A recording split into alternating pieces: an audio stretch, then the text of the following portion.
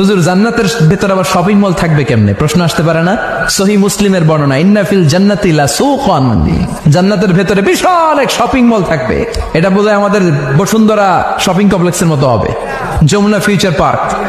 দুবাইতে যে একটা আছে বিশাল শপিং মল, মালয়েশিয়ার মিড ভ্যালি, এগুলোর মতো হবে মনে হয়।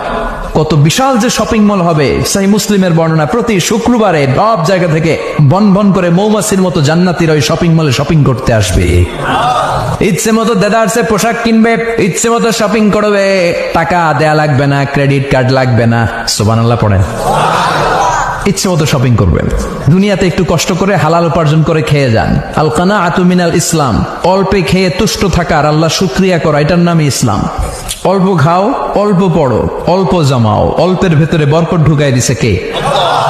অনেকে দেখবেন অনেক খাই খাই নাই নাই করে, এটা যাদের স্বভাব তাদের কখনো বরকত হয় না। অল্প খাবেন, অল্প